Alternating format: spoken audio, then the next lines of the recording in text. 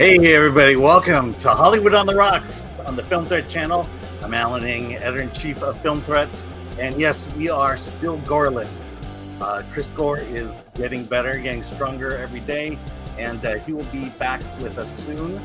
So he is in the chat. Wish him well. Give him your best thoughts and prayers. We've got a great show for you today. I've got a special guest, Danika, Comic Book Girl 19, is co-hosting with me today. We're going to talk about Marvel. We're going to talk about the state of Marvel, Deadpool, X-Men. Is there a future for X-Men? We've got some news items, and then we have a special interview with a documentarian director called for his film Little Empty Boxes, and we're going to talk about dementia and some research that's been going on in that realm. So with that, let's get this show started. And there used to be a video here, and I'm going nuts here. And let's do this.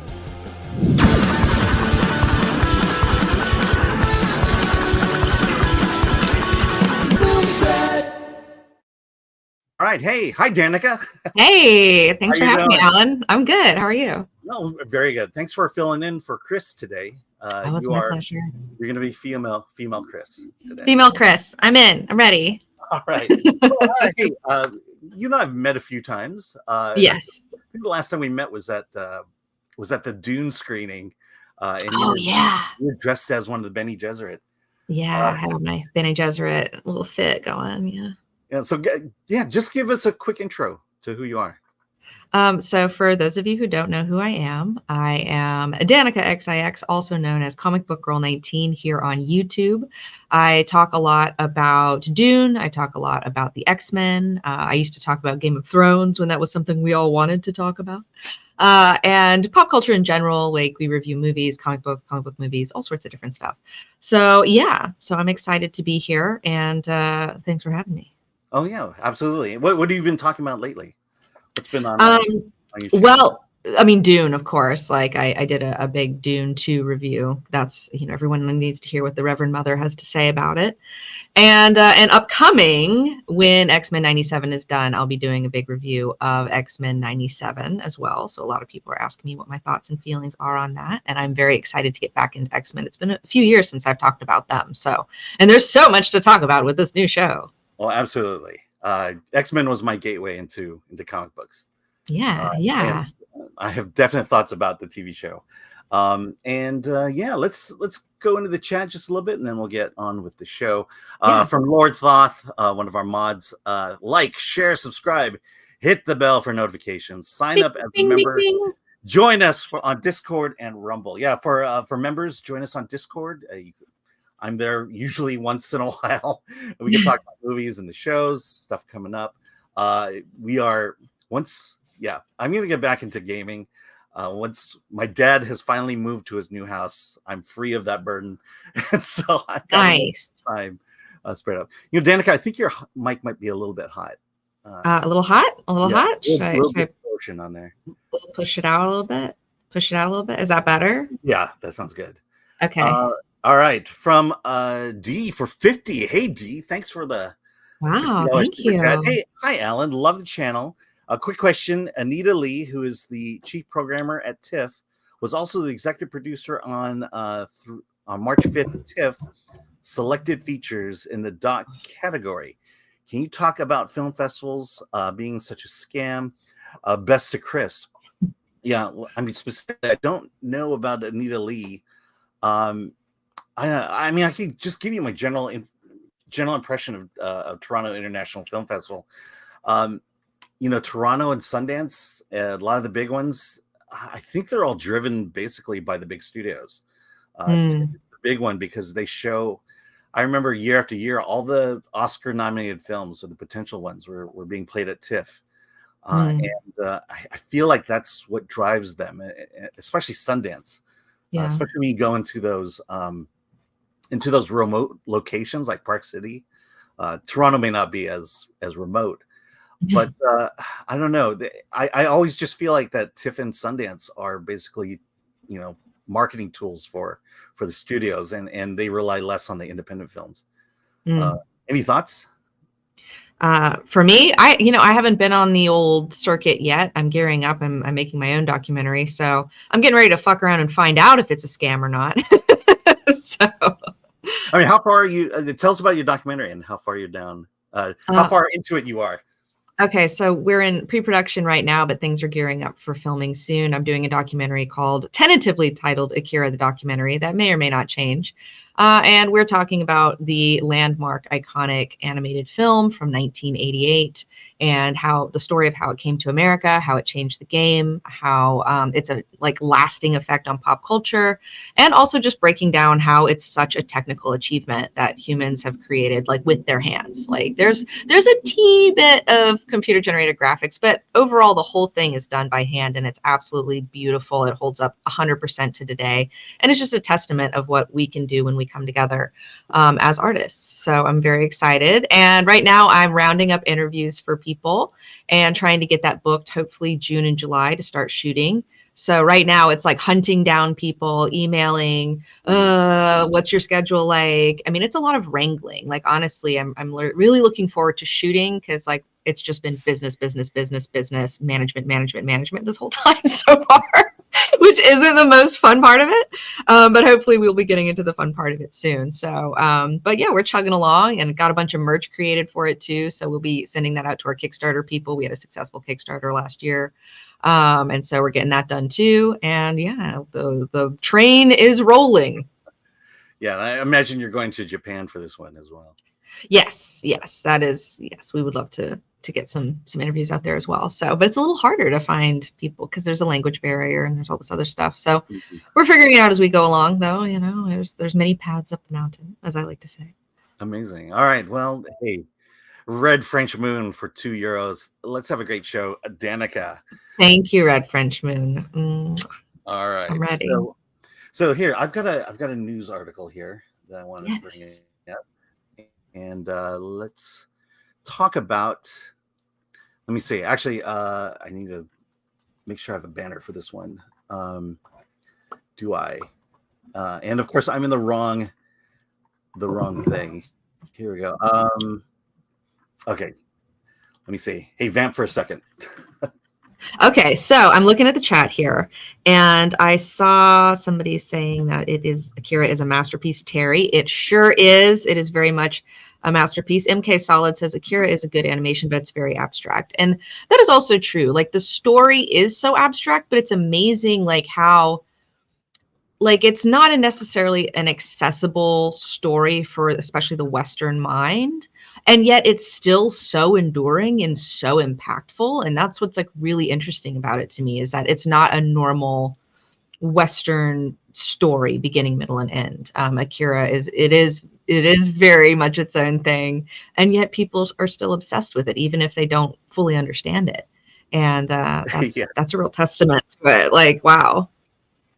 Yeah, I mean, I'll say I think Akira was my gateway into like some of that hardcore anime, and I just remember the end. I just remember getting to the end and going, "This is weird. This is it is. It is. I've never seen anything like that before." Well, one of the things though about why it's a little weird is because the manga itself was unfinished. So the manga keeps going, and it was like the ending of the manga was years and years and years later. So I think there was only 2 volumes done at that time. And so that's why it kind of ends the way it does. But the manga is very different. And if you really love Akira, the movie, I would highly recommend reading the manga series. It's so fantastic, but it keeps going. It's like there's the second impact, and then it keeps going. The story doesn't end there like it does in the film. So it's really cool. All right. Okay. So let's pivot. And by saying the word pivot, I have to play a video. Now, say my name. You're Chris Gore. You're goddamn right. All right. Incredible. Let me grab this story here. All right. So this came out in the Hollywood Reporter today, and it's I gotta go over here, and it's the McKinsey report, McKinsey report. Hollywood forfeits up to $30 billion every year because of racial inequity.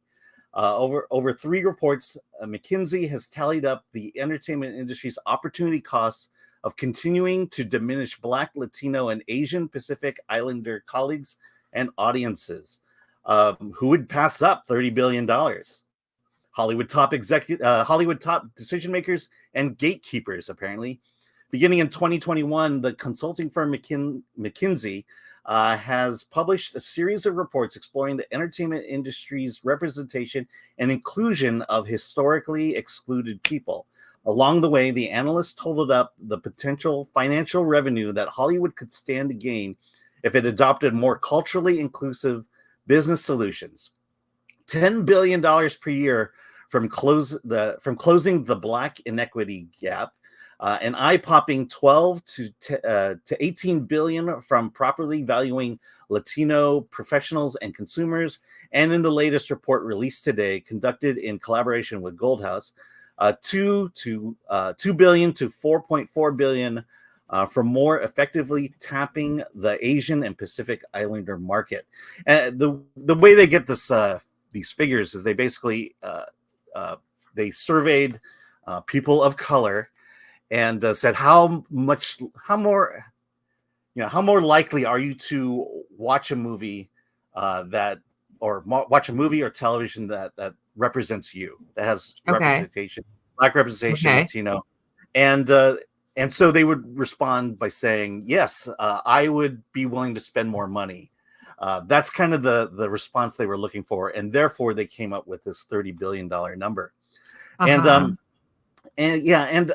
I don't know. I still don't understand how you get $30 billion from that. Anytime someone starts throwing numbers at me and saying, oh, this percentage of people or that, I'm always like, how did you get these numbers? And you never know. And it could all totally be made up and fake.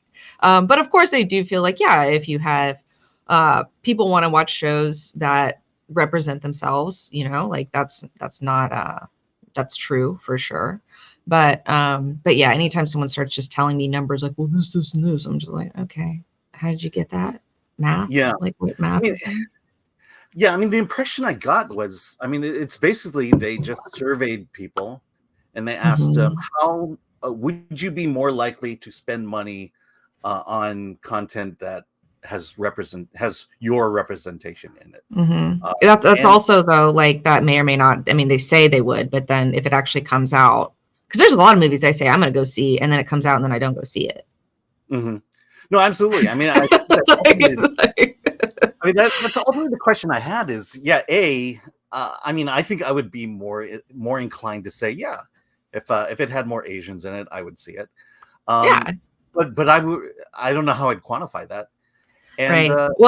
The other thing is, go ahead. Oh, go ahead. Yash says Monkey Man made 22 million. And I went and saw Monkey Man, actually. I was really curious about like what an Indian kind of John Wick would look like. And it was pretty good. I'd love to see more. I'm down to see more of everybody and everything. But I feel like we've been doing better. Like, I feel like Hollywood has been doing better about being more inclusive with casting. So that's the thing that, I'm just like, well, I feel like there has been a real push to have more inclusivity across the board. And I've seen certainly a lot more inclusivity across the board.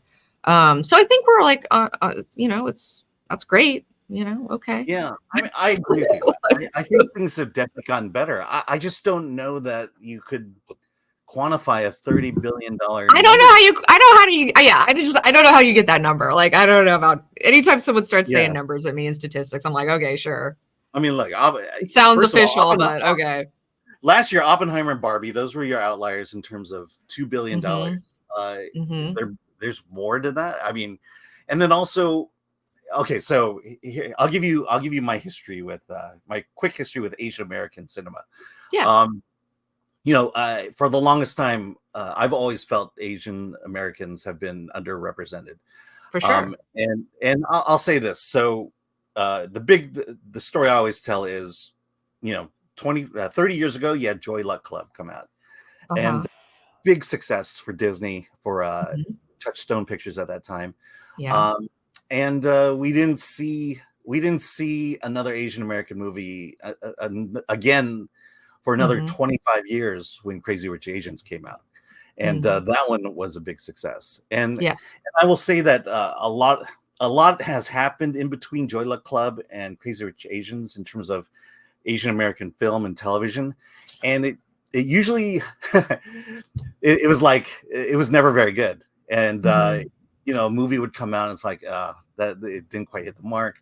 All American Girl was a television show that CBS put out with Margaret Cho. That thing failed miserably, and there wasn't an Asian American television show that came out until fresh off the boat. Yeah. And so when you fail, it's hard to get back up on the seat again. Yeah. And I feel like since Crazy Rich Asians, you are seeing Asian American filmmakers finding their way into the theaters. For example, Everything Everywhere All at Once. Yes, very much fantastic. Loved it. Fantastic. Past Lives, The Farewell. It was, it's kind of, you are looking for these little gateways, these little doors that open to finally prove that, we can make good movies. And I think that's been, look, there's been black American filmmakers, there have been Latino. I mean, I feel like, as you say, it's gotten better. I just don't know that 30 billion is the number. Yeah, that's the thing that I'm just like, I'd love to see more films by all sorts of different people, starring all sorts of different people, written and directed by all sorts of different people. I love seeing all the different perspectives. I think everybody has a unique perspective, and I like seeing all of those things. But 30 billion, again, it's like, okay, sure. whatever, sure. 30 billion. Okay, cool. Yeah. I mean, I remember over the years growing up that, it's like, oh, there's Asians in it. We need to go and buy a ticket and support our community. And then you go and it's like, oh, that wasn't good. And then you see the final box office and it's like, it failed. And the reason I bring that up is ultimately it comes down to quality. Yeah. You can put Asians, Latinos, Blacks in your movie, but the movie still has to be good. And it still has to be good. Yeah. It still has to have a good story. Yeah. And at the same time, the stories have to resonate to a broader audience than just the people who are represented on the screen. I don't know. Well, Go ahead. Also Hollywood is shrinking. I mean, it's dying. So it's like, oh, we need more films of all this other stuff. And I'm like, I don't know. We're just lucky to get a film out now. I feel like things have been so fucked up within the industry that it's like, I don't know how you put out more content with more everything. And then, but whilst everything is also shrinking and kind of dying a little bit, and for various reasons. It's the economy sucks right now. Also, like the younger generations, from what I understand, aren't watching movies. They have, they're on TikTok. They're not really give a fuck about movies. It's only older people like us that seem to fucking care about movies. And our pool is dwindling and getting smaller and smaller. So I don't know what the future holds. It'll be interesting to see how Hollywood adapts to all of this over the coming years. Yeah. And I think the bottom line is, you can get on the diversity, the representation bandwagon all you want. Ultimately, the product has to be good. Yes. Always. And again, it's like when you do put a movie out there that represents you, and if it's not good and it fails at the box office, that just tells the executives with the money that no one watches this stuff. Right. And, I don't know. Did you see Crazy Rich Asians? I did not. Okay. That title, I'm like, ooh, I want to watch rich people. Like, I don't want to watch crazy rich white people either. I don't want to see any of that, really super highly materialistic crap. I don't know what it is. Maybe it's not that, but the title alone, I was just like, I'm good. Crazy Rich Asians. I don't want to see crazy rich anybody. Yeah. Well, the story is ultimately it's a romance. Yes. It's about an Asian American woman who's a fish out of water when she goes back overseas to her very rich boyfriend. And are they Korean? No, they're Chinese. Chinese, okay. Yeah, and I do remember I told my daughter, I saw it, I loved it, and I took my daughter and I said, look, I know you're too young to watch this movie, but you need to see this because this might be the last Asian American movie you ever see, or that Hollywood will ever make. Yeah, but then Everything Everywhere All at Once came out and like knocked my fucking socks off. It's like that is a fucking yes, that's what a story I want to see. Like that was so well done. I absolutely love that movie. I own it on Blu-ray. Yeah, and if you don't mind, I'll keep propping up the Asian Americans. Please. You know, the thing about Crazy Rich Asians, Everything Everywhere All at Once, Past Lives, the successful Asian American movies that have come out recently is they just tell stories. They tell stories that people can relate to, and that there's not this soapbox they have to stand on. Yeah, that seems to be occurring with other films about basically about white oppression. It's like you know that story just gets to get old sometimes, and sometimes you just want to watch a movie that you can relate to and put yourself in the shoes of the protagonist, even if they don't look like you. Yeah, for sure. Yeah, human stories. I mean, Right. at the end of the day, we're all human beings. So, like, we can tell human stories that appeal to everybody and can have appeal to whomever, like whatever ethnicity you happen to be. All right. Awesome. All right, let's move on. Let me see. I want to see if I want to go to that one. Yeah, let's pivot here. Yeah, you got to keep up. You got to keep up. Yeah, got to keep up. Keep it up. Rock it hard. Make it work. And make it so.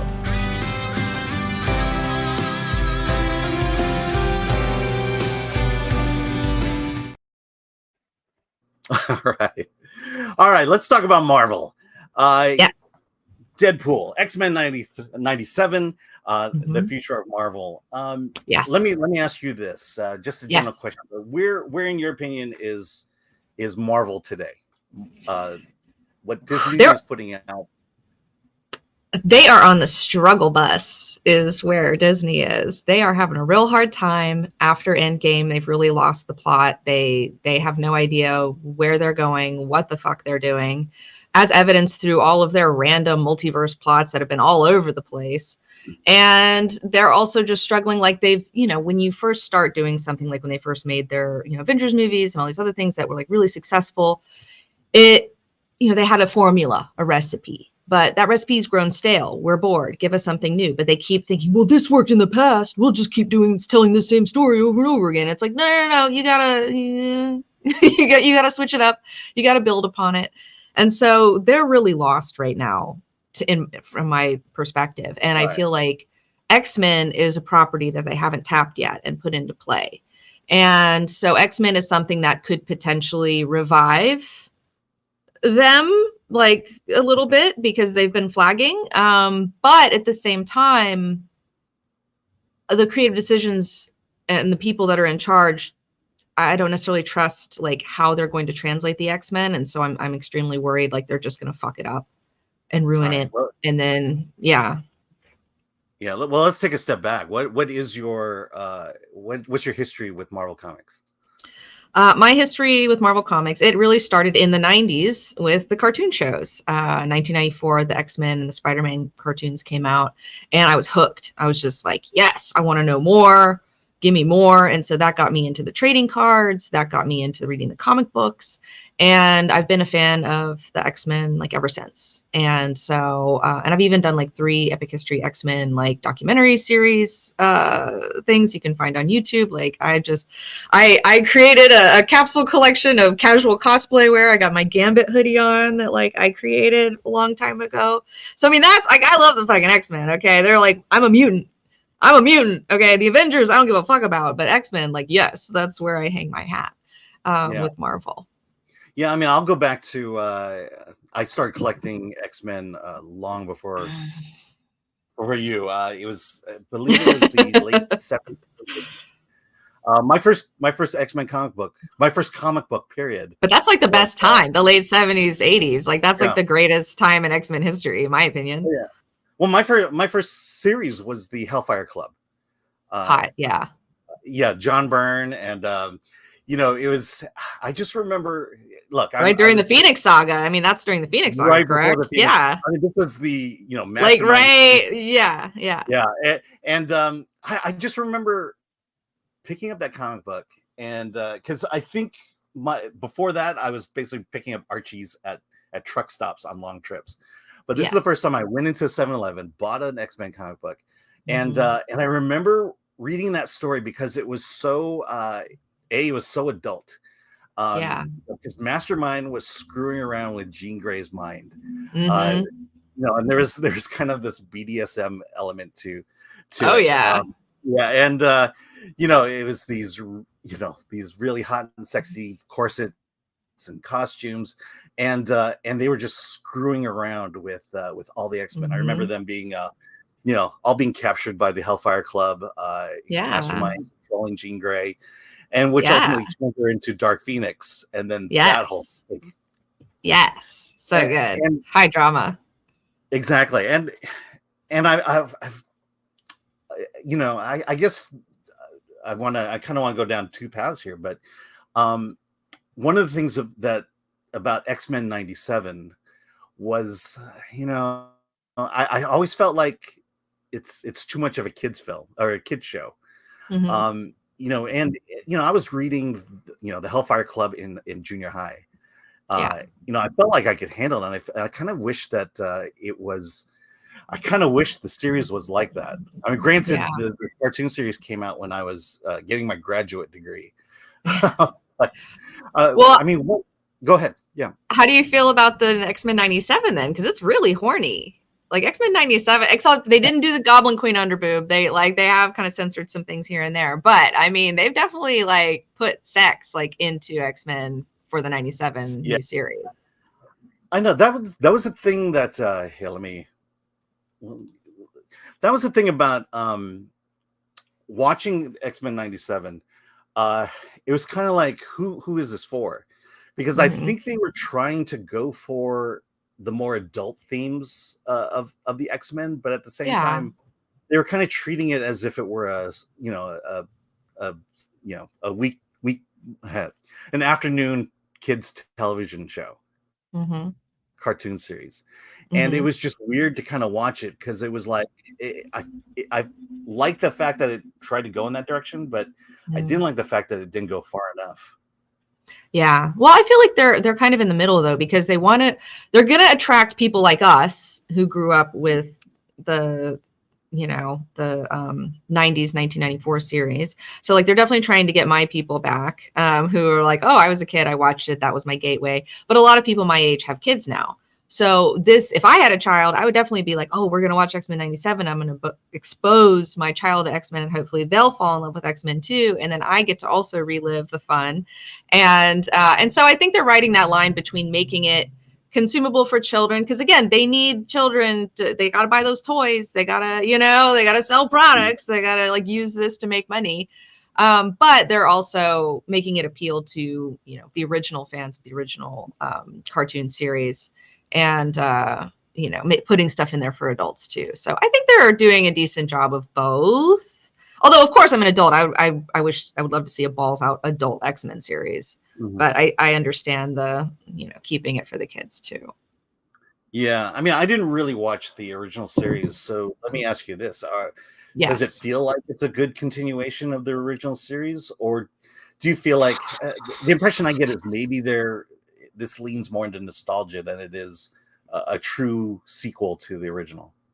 Yes. Okay. So the original series really just did a lot of the storylines from the comics. Now, of course, they truncated these stories a little bit and they adapted them, and they weren't exactly like they were in the comics. It wasn't a one-to-one adaptation by any stretch of the means, but they really were just doing the stories from the Claremont era comics. And like, that's why it was so good, because it's just like, they're using all this amazing source material and really utilizing it well. And they let it breathe a little bit more, but not as much as the comics. Like they were more truncated. Now in this 97 version, they are ripping through storylines at the speed of fucking light. And I do not understand why. Like, I don't know. They're really going through them very quickly. They're burning through them very, very fast. And it takes away the drama of them. And I wish that they would slow down a little bit. Like, I mean, you don't have to because like the Phoenix Saga takes place over like 5 fucking years. Okay, like Phoenix to Dark Phoenix, it's like a 5-year situation. We can't do that. Okay, I get it, but we don't need to just put like they've just done like the Hellfire Gala mixed with the Genosha new X-Men thing, and like did that in like 1 episode or something, and then like the Inferno story arc was done in like 2 episodes, and it's just like, what the fuck, like slow down motherfuckers, like what are you gonna do? Because like this is what happened on Game of Thrones. They just burned through the series so fast, and it's like you could have taken that first book and put it into 2, 3 seasons of a show. And yet they like smashed it all into 1 season of a show. And then when they finally came to the end and they didn't have any more source material, they obviously didn't know what the fuck they were doing, and they ruined it. And it's like, so is that what's going to happen here with X-Men 97? I don't know. Yeah, because it feels like they're more concerned about getting the narrative out there, and as you say, not letting it breathe and not getting the themes behind those narratives.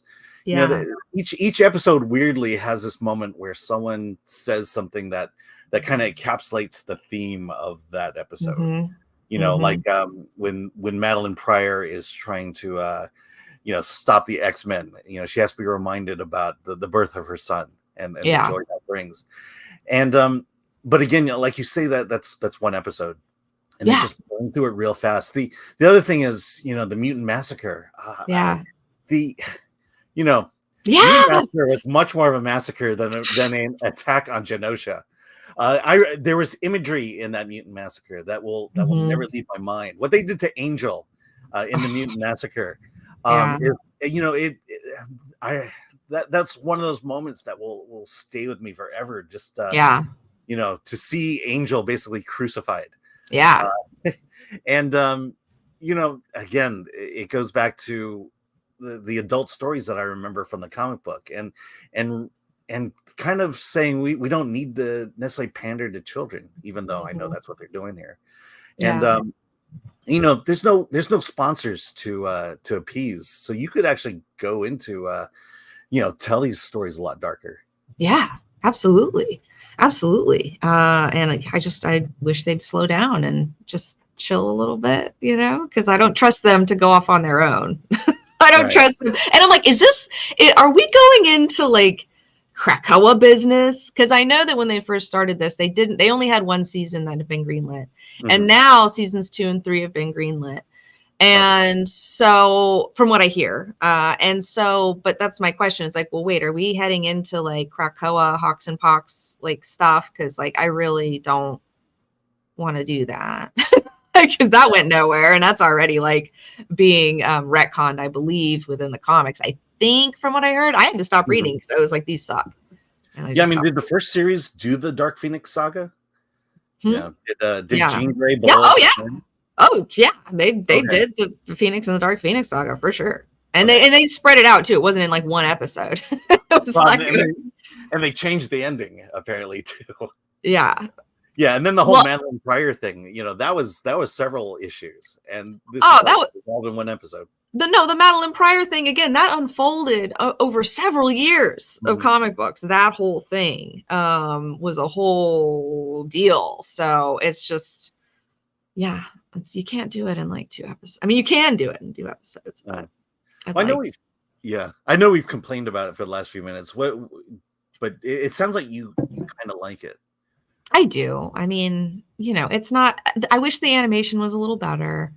I definitely have my issues with it, but like, man, like that fucking Magneto Rogue Silver Daddy hot business, so hot, you know. And I'm like, yes, like, bitch, get it, like, oh, that shit's so good. I love the drama, and I really like that. Like, so they're taking some of the new X-Men stuff from Grant Morrison's run, and in it, spoilers, Emma and Scott start having a psychic affair, not Madeline. And Madeline dies at the end of Inferno, and Jean just kind of absorbs all of her memories. So Madeline lives on within Jean. But now they're doing it like, oh, you were having a psychic affair with Madeline, which I really like. I'm like, oh, I like that Madeline's still around. I like that like he's having a psychic affair with her. But then I guess she's dead now anyways, so who cares? So it's like, well, you killed her off anyways. What the fuck was the point? You know, like, God damn it. And I was wondering if I'm like, are they going to find Emma in her diamond form? And yes. And so I was just like, reputation. So I mean, it's fun. I wish Cassandra Nova had come in because she was a part of the Genosha destruction thing, and like I would love to see some Cassandra Nova business, but it doesn't look like that. Looks like Cassandra Nova's showing up in the Deadpool movie, not in X-Men '97, which is really interesting. But well, all that stuff's past me. There's a point where when comic books when the price of comic books rose to $1.25, I was like, I can't afford $1.25 anymore. And so that's kind of when I dropped out. But I cried in that 5th episode though when Gambit, our boy Gambit, fucking took one for the team. I was like, ooh, they got me, man. And then when Magneto was like, "Don't be afraid," and he said it in German to like Leech, and I was just like, and man, they got me. They got me with this last one too. And Rogue is crying over her dead friends, and I got a couple dead friends, and I started fucking crying again, and I was just like, oh, they got me. X-Men, you're always there for me. I will say, the Gambit story is like, okay, I don't hate this series. As you say, the animation, I'm not a big fan of the animation. It could be better. Yeah, and I look, when we first started talking about X-Men '97, I just basically said it's for kids. I didn't like the animation. I still feel that way, but I do appreciate the fact that there's some pretty adult themes that are going on. Yeah. All right. So let's go to your comments here from Bayona Rad. X-Men 90s version takes time. The story with 3-part or 5-part episodes. Yes. I mean, there's only 8 episodes, right? In season 1. I get, is it 8 or 10? I think it's 8. I think he may be right. Yeah, so there's one more basically. But Dawn, they need to get through the comic series so they can make up new woke stories that connect to the MCU. I hope not. I don't want to see that. I feel like we're going to get to Krakoa, though. I think they're just going to do some weird Krakoa stuff, like Hawks and Pox stuff. We'll see. Yeah. Maybe not. I don't know. Maybe not. I don't know. I mean, when Chris and I talked about it, I think we saw them at least peppering a little bit of, current culture stuff. But I'm not noticing it.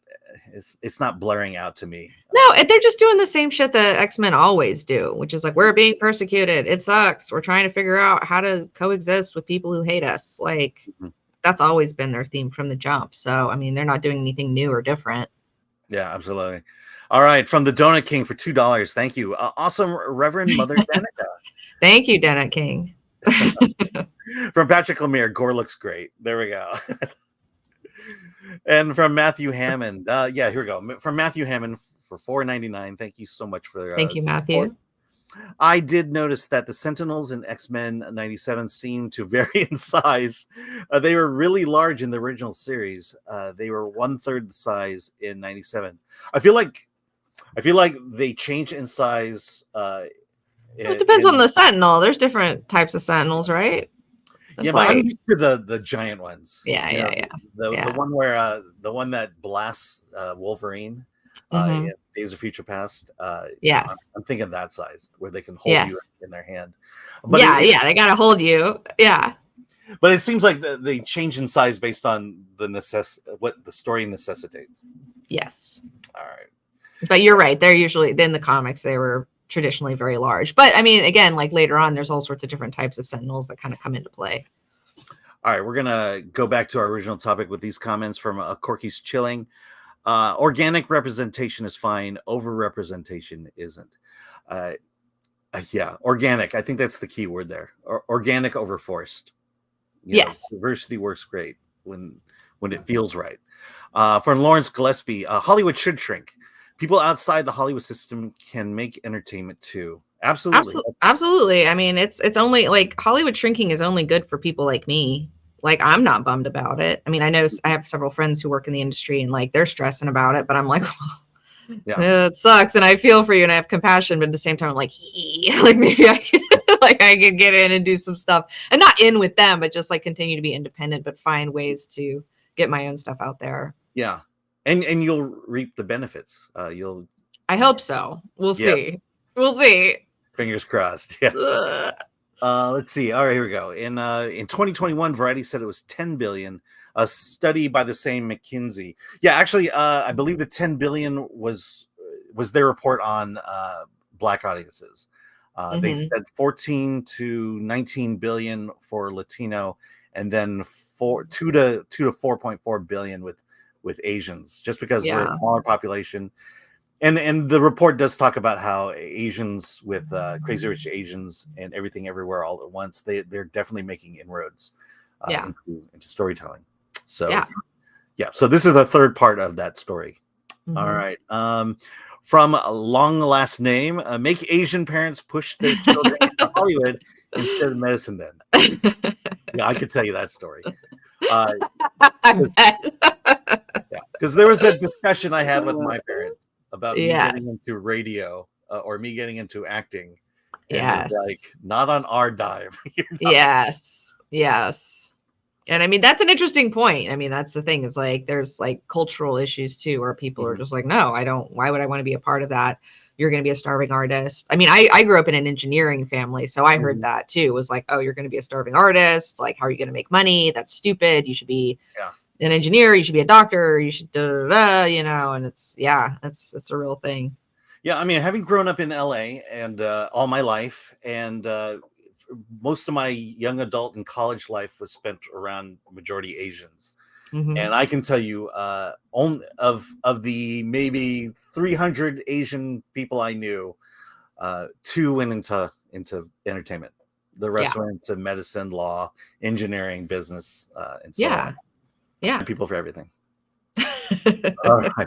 So here, let's pivot again here. Just wait till you see what I've got. It's the Wonder Boner. The Wonder Boner? Oh, you laugh now. Just watch. The Wonder Boner. My wife would like that. So, Dave, where did you get the Wonder Boner? It's funny you should ask. Order your Wonder Boner now. Call toll-free 855-246-9948 and receive the amazing Wonder Boner for just $19.95. I can't wait for that boner money to come in. All right. Well, before we get into the X-Men discussion, and Wolverine discussion, I've got to ask you, Yes. What went wrong? Why are Marvel movies so bad right now? And I kind of want to pull the woke argument off the table. We talk about it a lot. We've certainly that's been discussed ad nauseum on the internet. Yes. But what is it about the storytelling coming out of Marvel Studios that has waned over the last few years since basically Endgame, compared to all the films leading up to Endgame? Well, I think it goes back to a little bit what I was saying earlier, where they found a storytelling beats that worked. You know, they're like, oh, we have this model, it works, people like it, we're making $1 bajillion. And you know, humans unfortunately are inherently lazy. And so if you have something that's working and making money, then it doesn't really force you to do anything different. And so they kind of got locked into this like same movie, making the same movie over and over and over again with the same storyline and same beats. And so now though, they're seeing that like, okay, we can't just do a plug and play with these. And, you know, people are bored with it. It is stale. And so they really need to stop being lazy and come up with new stories and do new things, and also hiring people that like have a vision for this character, for a story. And then also just going back to the source material. Like, you have so much fantastic source material. Go back, mine the source material, adapt it, just do what the good thing that everybody liked, you know, like, and just adapt it in a way without putting it into your little cookie cutter nonsense bullshit thing that you are too lazy to change. Yeah, there are iconic stories, and it's like, why do you not just go to those and tell those? And on top of that, I feel like when they did Endgame, I feel like they should have taken a few years off and just stopped everything, chilled the fuck out, take a breath, take a moment, and then figure out like, okay, what's the next thing that we're doing? Like, what is where are we going with this? And so, because I felt like they were just like, okay, we made $1 bajillion and we got to keep this going and we can't stop, but we don't really know what we're doing. And we're kind of like, but we can't stop. We can't stop. We have to keep making money. And because of that, they've, like I said, lost the plot. Like they've lost the thread. They don't know where they're at anymore. They don't know what they're doing. So it's if they had taken a moment to like, let's all have a meeting, take a breath, figure out what our big plot line is, go from there, plot this out, plan it a little bit better. That would have been good. Because I thought when afterwards, when they started doing, like they did the WandaVision thing and the Loki thing, and I'm like, oh, we're getting into multiverse stuff. But then none of the multiverse stuff was connected. And then the Spider-Man multiverse stuff, none of it was interconnected. I was like, wait a minute. You're doing multiverses, but everyone has their own different multiverse and it comes from different sources of like, what? I thought this was going to be all an interconnected thing like the last time. Yeah. So that was like, whoa, you guys don't know what the fuck you're doing. Oh, shit. Well, I'll say that for me, the biggest problem is that from when you go from the very beginning to where we are now, there's a huge tonal shift in the storytelling. I mean, if you think about it, you start with Iron Man. It was a rich billionaire who built himself a suit. And the stories were just very grounded. And you know, yes, there were superhero elements. You know, you could throw Hulk in there. You know, but the stories were very grounded. It stayed on Earth. And when you get into Captain America, when you get into Civil War and Winter Soldier, you know, the tone of it was still very real. It was like this could happen today, even though, you know, again, except for the superhero stuff. And it just, you know, even Thor was grounded in terms of the storytelling was very serious. And it really, it seemed like what happened was when James Gunn did Guardians of the Galaxy, he brought a very light tone to it. But I'll defend it by saying, but he was dealing with outer space. He wasn't dealing with the events happening on Earth. He was dealing with events happening out there. And so you could kind of say, outside of Earth, when you go to other planets and things, everyone's weird. Everyone's crazy. Everyone's totally wacky. Cosmic Marvel's always been goofy. Like it's always been a little goofy for sure. Yeah. But when the story stayed on Earth, it was deadly serious. Even Black, you know, to some degree, ending with Black Panther, it was grounded. And I feel like now we've taken the James Gunn tone to Marvel. Where everything has to be a joke, where we have to have jokes throughout the entire thing. You know, the Marvels tonally, it was like, you know, we're taking what should be grounded Earth superheroes, putting them into this wacky, hey, here's a planet where everyone sings. Where Totally. Well, in that movie, I was like, is this a movie or a television show? It was neither. It felt like both like a television show, like an extended episode of a Marvel TV thing, more than a movie, which was really odd to me. Like, I was just like, ugh, I don't like this. Yeah. Well, I don't know what this is. I mean, it just seems like then after Endgame, the executives, you know, they just took the idea that comic books are weird and for kids, and you know, and they just I don't know. I don't think they trust being able to tell a story that's grounded, that's serious anymore. Well, I was also really shocked when they did Moon Knight, and I was really looking forward to Moon Knight because I'm a big fan of that character. And then, you know, I thought we were going to get down to a more serious, like street level, like he's a street level guy. Like he's not like, I'm going to save the universe. And then they made him save the world. And I was like, oh no, like just make him a weird schizophrenic guy. Like, we don't need to do this. I know. I mean, Ant-Man didn't save the world, the first Ant-Man movie. Right. You know, it was a corporate intrigue, story of corporate intrigue. Yes. Yeah. I mean, I don't know.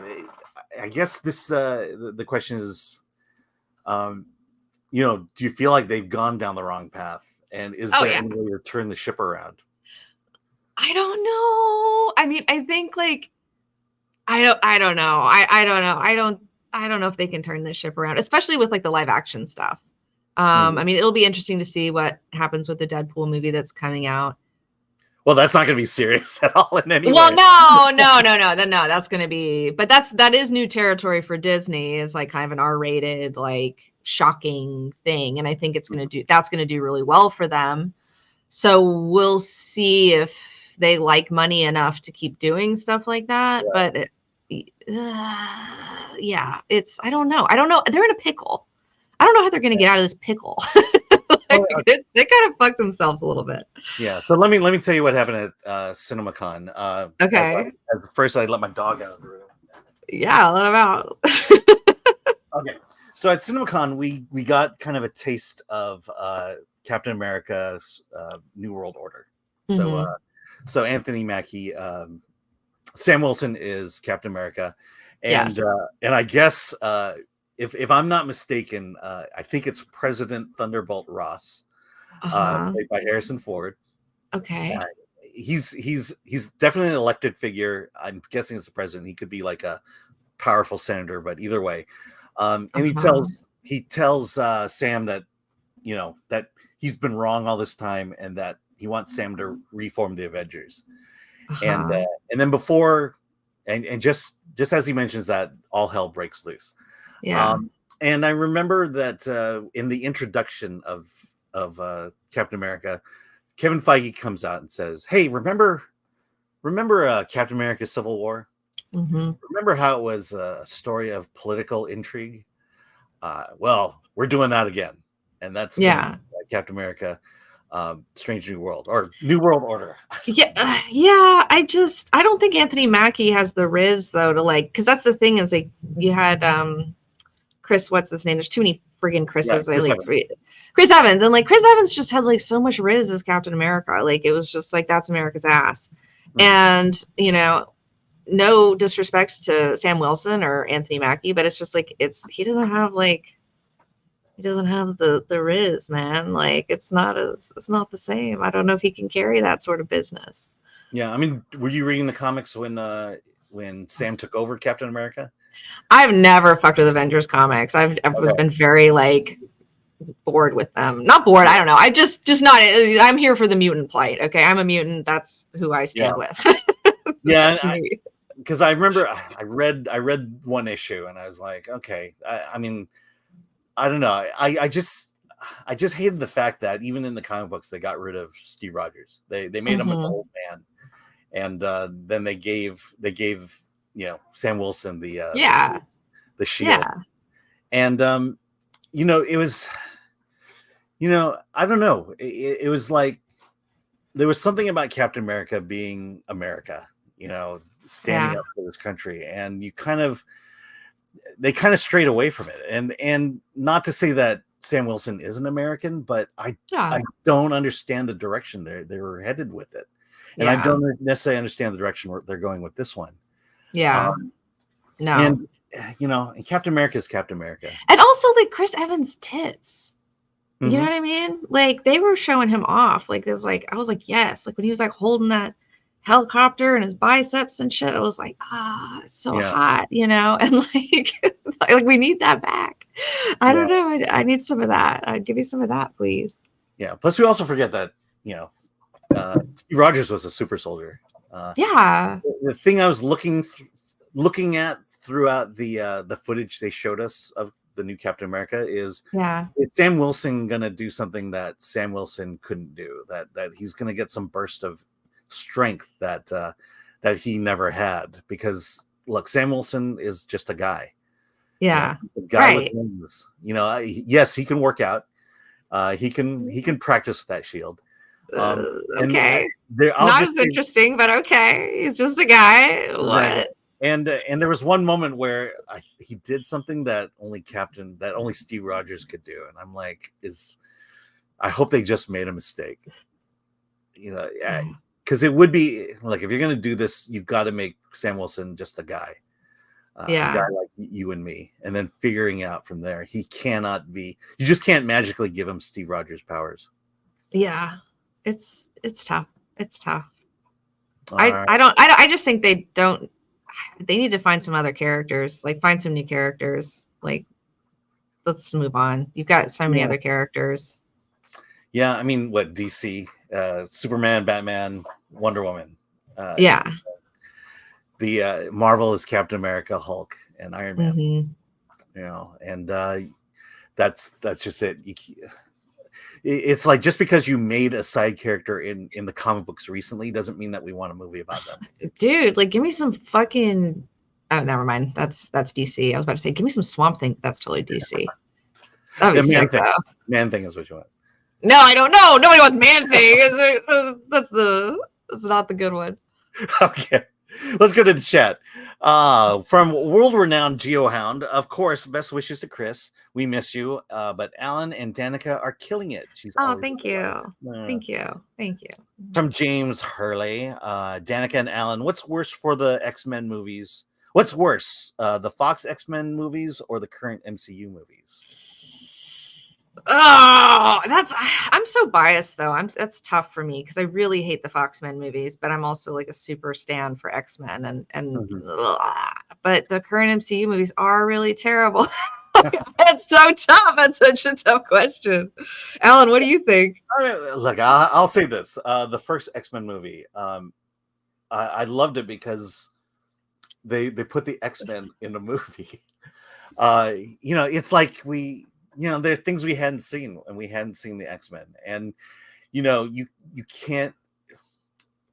Patrick Stewart as Professor X. I mean, how as a hot casting. It was really good. And then Ian McKellen as Magneto. I'm like, we could talk about race swapping all you want, but there's something to casting actors who look like the characters. Yeah, that does something. Well, I mean, Patrick Stewart had been fan cast as Xavier in Wizard magazine for years. We all wanted him. We got him, and that was really cool. Yeah, I think there was a story of Patrick Stewart going into the Donner's office and saying, "Why is there an action figure of me on the desk?" And it was just a regular Professor X. Dude, it's so funny though. It's like they love killing Professor X. How many times has he died live action? How many times have they killed Patrick Stewart now? Like 4? Yeah. Maybe. It's like Jesus Christ. Like holy shit. I know. I mean, I'm so tired of seeing him getting murdered on screen. I'm like, damn, that sucks. Yeah, I mean, only Uncle Ben. Uncle Ben is the poor guy who yeah, Uncle Ben and the Batman's parents and Professor X. Man, they just fucking you're dead. Yeah, but I'll say that first X-Men movie, it was like, wow, they brought the X-Men to the big screen, and I love it. Yeah. And the second one, even the same thing. I just it was like more of it, and then the third one, it was like, wow, there's too many mutants in this movie. Well, I just hate the color palette. I hate that everything is blue and gray. The whole movie is fucking blue. There's just it's like there's no colors. And I love the X-Men because they're so colorful. And like I just wanted some of that. And then the way they depowered Rogue and made her lame, and she's just like, I don't want to use my powers. It's just like, oh my God, where is the hot, tough girl tank, sexy lady that I know and love? Like, ugh, I hate Anna Paquin's Rogue. It's so terrible. and Halle Berry's Storm was horrendous. She was awful. Yeah. They made Cyclops a giant fucking pussy. Like that was a bummer. I was like, God damn, if you show James Marsden crying again, like I swear to God. And then they just fucking killed him. It was crazy. I don't know, it was crazy, man. That X-Men series is insane. Oh yeah. I remember because like you saw Halle Berry and you realized she didn't have a whole lot of lines, and then you realize, oh, she had done the African accent. And they had she tried in the first, and then they were just like, nope, don't stop that bitch. And she's like, okay, never mind. I'm so sorry. And then I think from there, I think Fox basically was more misses than hits. First class was good. I liked Yeah. When they announced was it Apocalypse? Was it oh my God, what a nightmare. Poor Oscar Isaac. Jesus. But I just knew that was gonna fail, right? Dude. Oh, what a nightmare. It was like X-Men hair origins. Like, it was just like how Storm got white hair and how Xavier lost his hair. And it was like, what the fuck is going on here? Yeah, and there's Olivia Munn. All right, that's great. Oh, yeah. Oh, Jesus Christ. Okay, it's from Phone Punk. MCU didn't invent comic book movies. That's right. Batman, X-Men, and Spider-Man, all hugely successful franchises decades earlier. Let's throw in Superman while we're at it. Yeah, totally. Yeah. I mean, I'll say the first Superman, it was like that was Superman. Yeah, hell yeah. No, yes. Yeah, they got it. And what we're talking Christopher Reeves, so good. So good. Just really, and that's the thing too that's really funny is because he's not like ripped dude, by any stretch of the means, but like he just understood the character and the gentleness and like the sweetness of him, and like he did such a good job, like, oh, I loved him.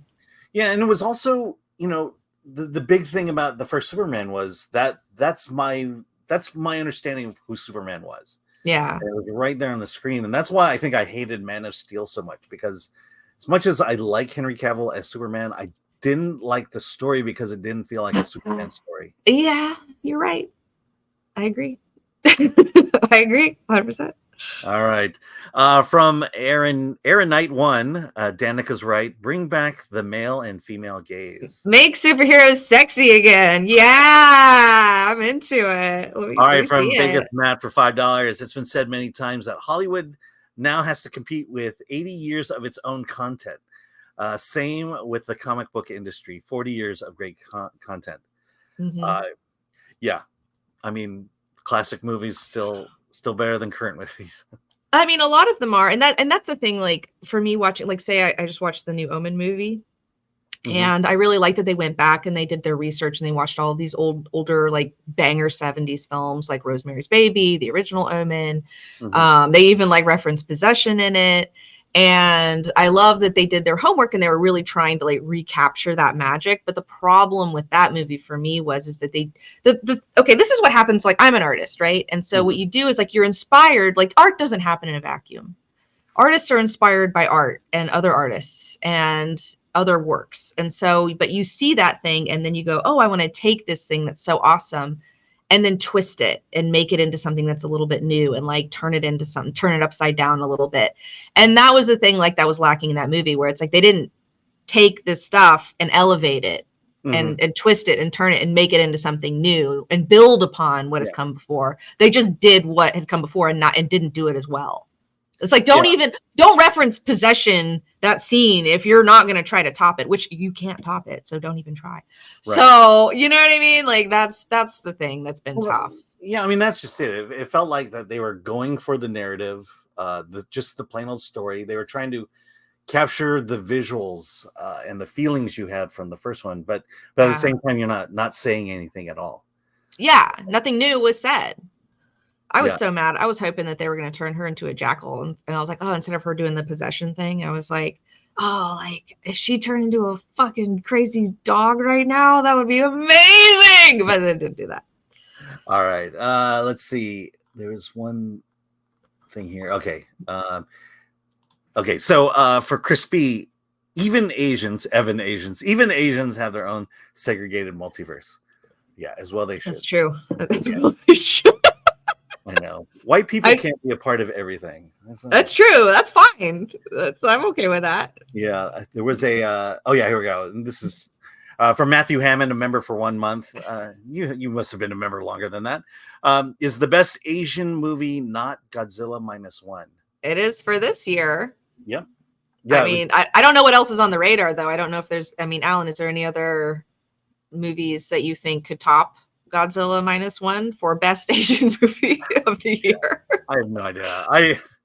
As Asian as I am, I don't necessarily keep up with what's going on over there.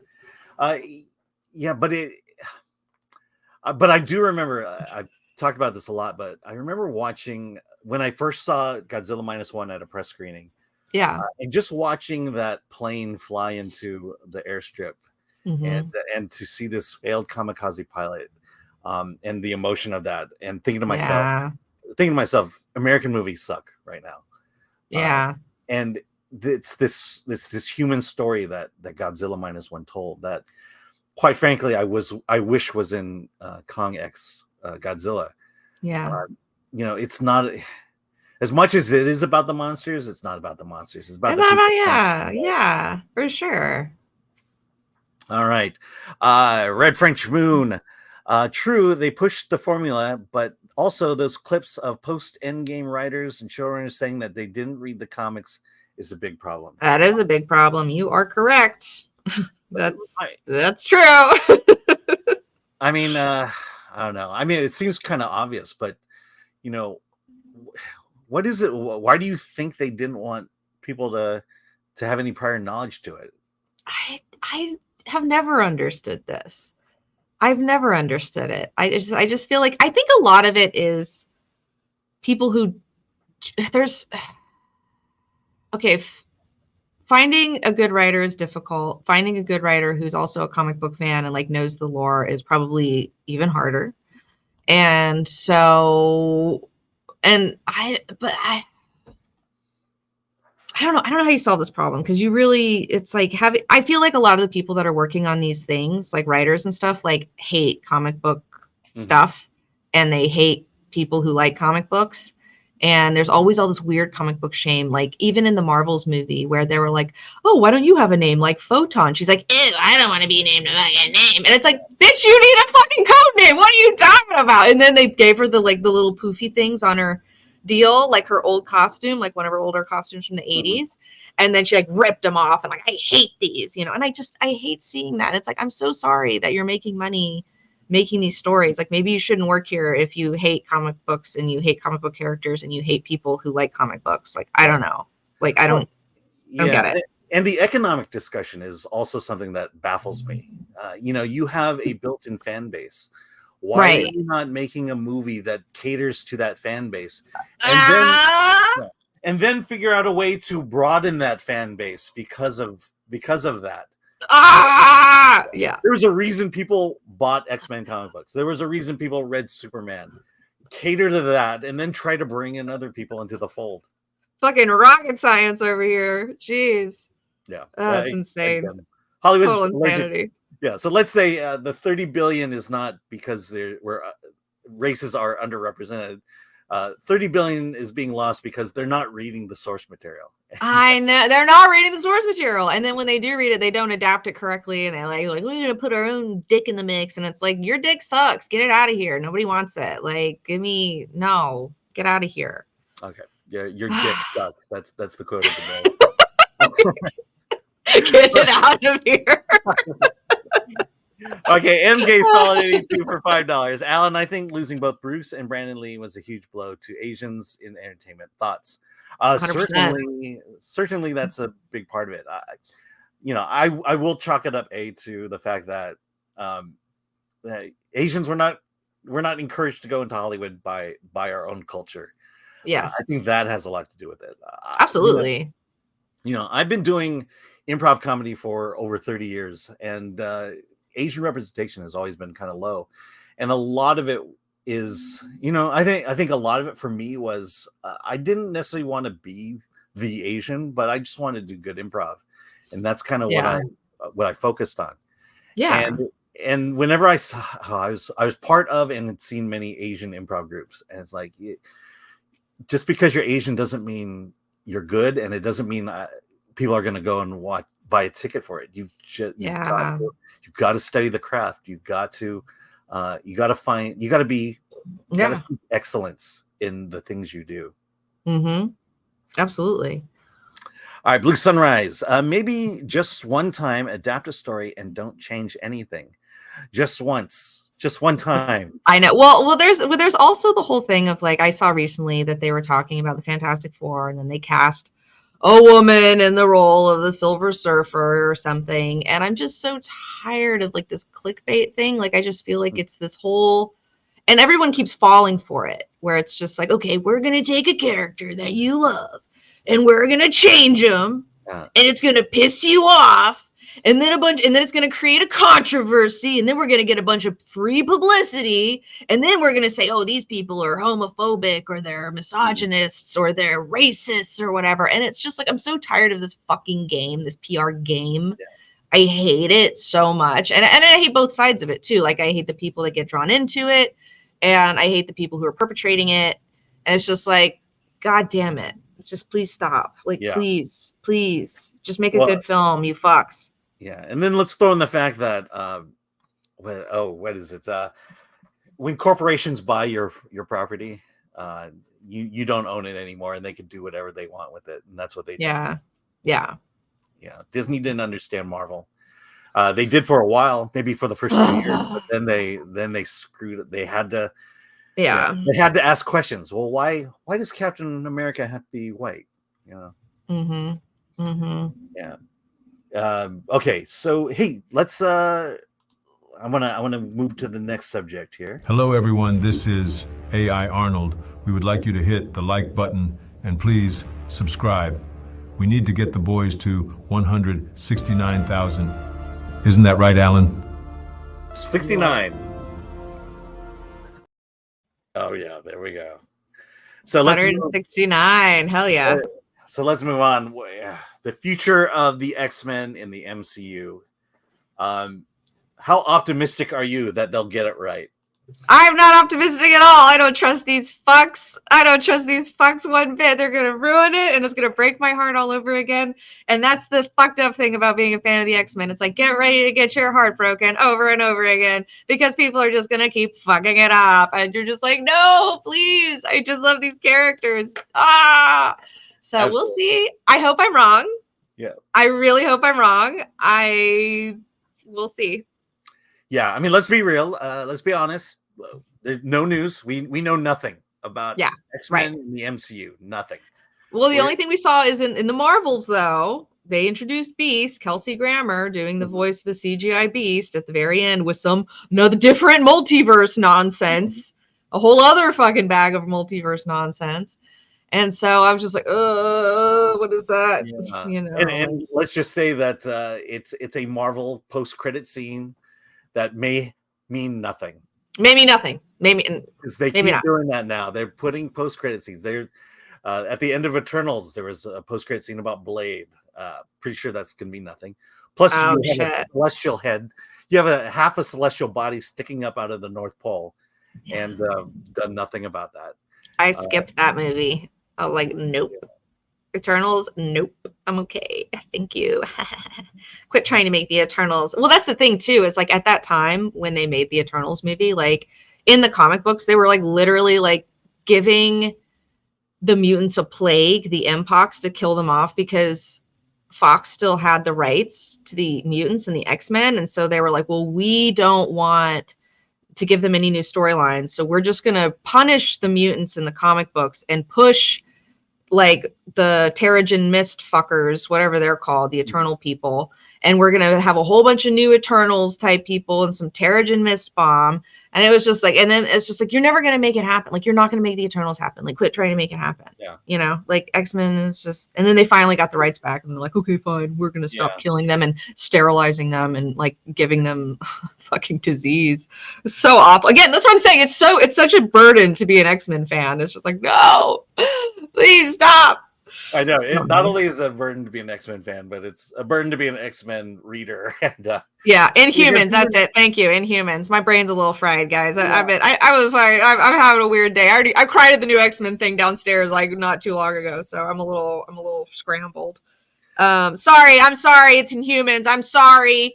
I'm sorry, you fucks. I see you. It's fine. Okay. Give me a break. But it was, it was. Because I remember, I believe it was Marvel's attempt to create an X-Men without the X-Men because Fox owned it, and that they were going all in with the Inhumans.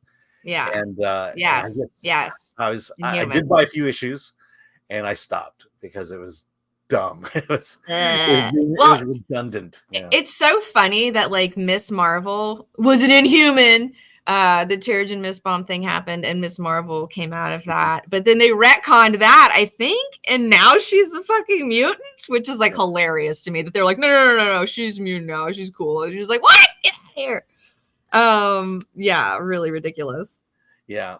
Well, I mean, I will say, I think, we kind of preface the whole discussion about we're not going to go woke, but my biggest fear about the X-Men is the fact that the talk is already out there that the X-Men has always been an allegory of first started as an allegory of race, and now it's an allegory of the LGBT community. Yeah, right. And it was it can be an allegory for anyone who's feels systematically oppressed. Yes, but it's it is true. I mean it's much broader than just one specific group. Yeah, it's about anyone who felt like a misfit or feels like a misfit, feels different. 100%. That's why. I mean, again, I was a creative growing up in a town of engineers and a family of engineers. I was a mutant, so like that's kind of where I got it from. Yeah, and of my broad group of friends, everyone feels like a misfit.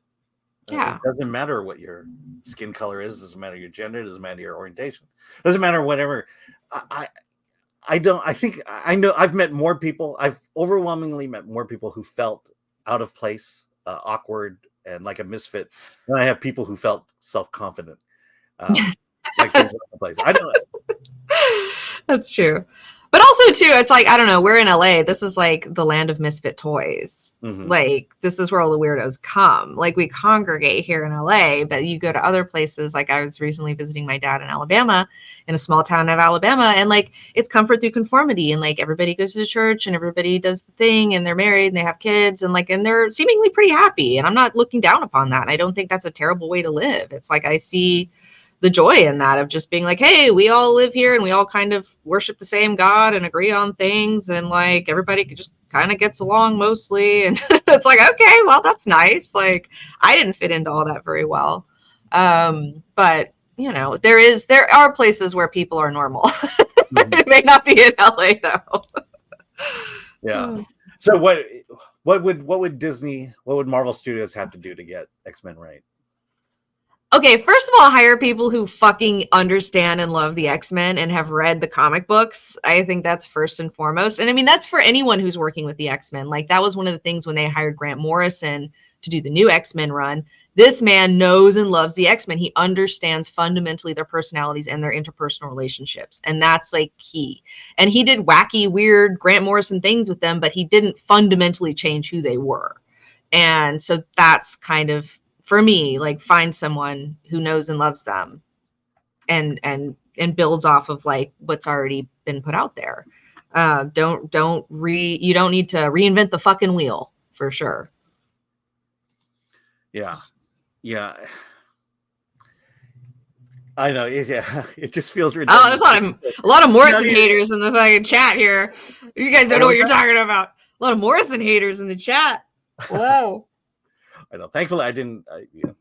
I'm a okay. Cockrum and who's Claremont, and Cockrum. Claremont, Byrne, and Cochran. Yeah. I would say, like, I would tap, and I don't know if he does screenwriting, but he's from the comic books. He did my last favorite run of X-Men, Jason Aaron, who is actually also an Alabamian.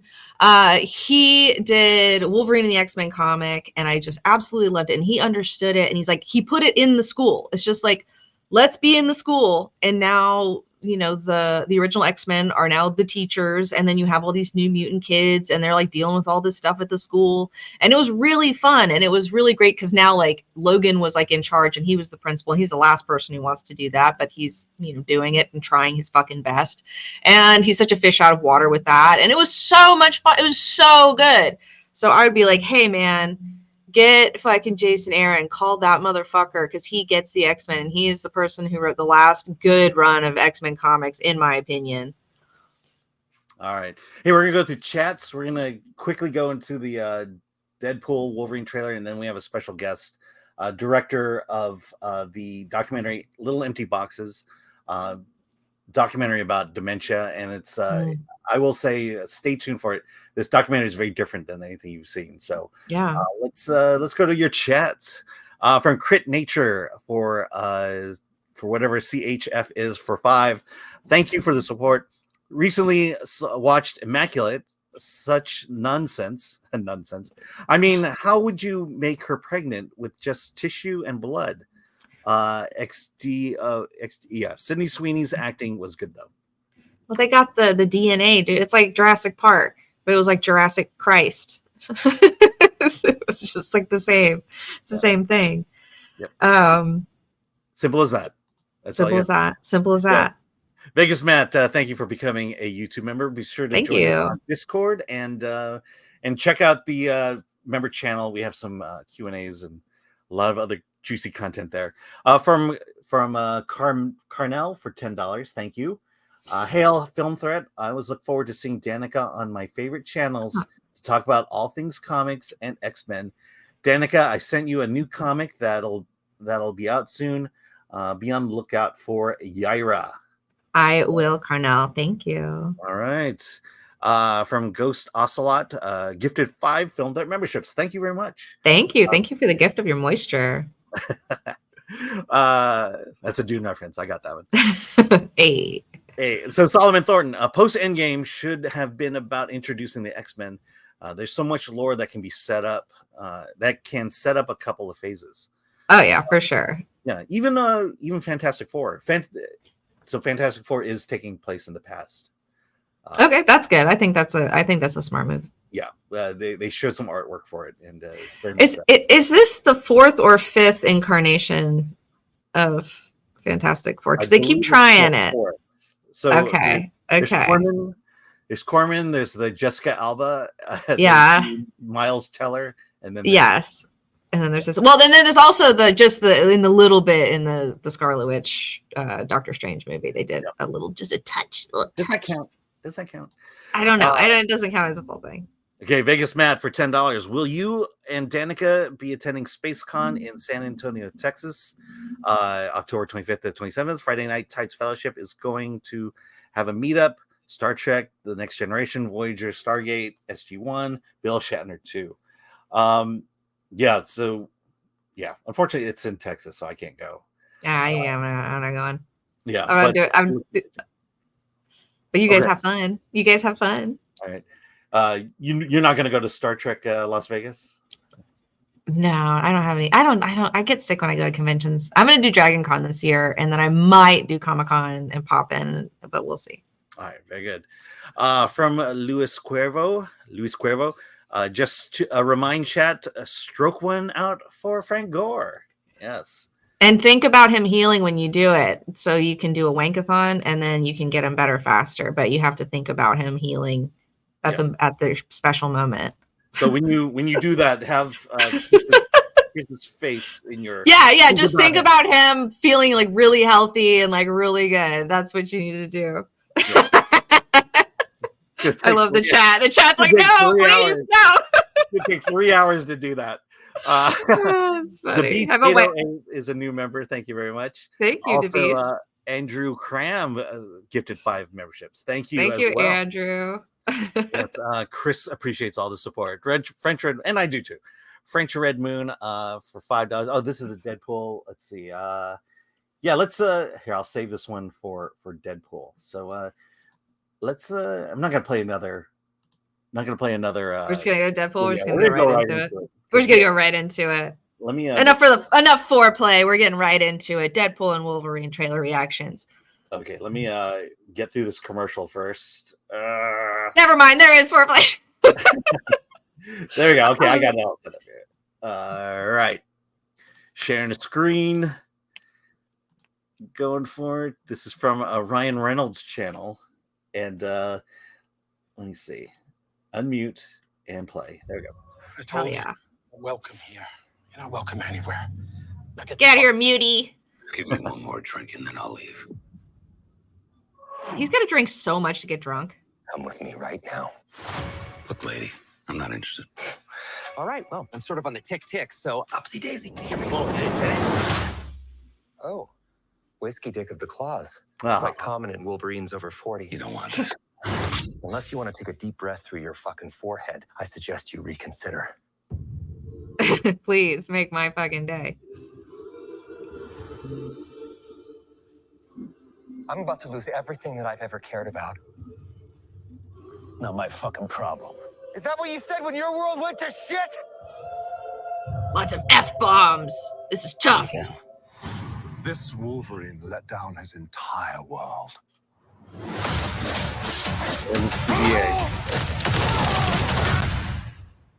Want to talk about what's haunting you, or should we wait for a third act flashback? Go fuck yourself. There's another fuck. This July. We're saying fucking movies. I don't know anything about saving worlds. I wasn't sure that there was a Liefeld homage in there. Yeah, right here. Liefeld's Just Feet. Oh, there it is. Okay, I just saw it. Funny. You were an X-Man. You were the X-Man. He needs his little shoulder guard.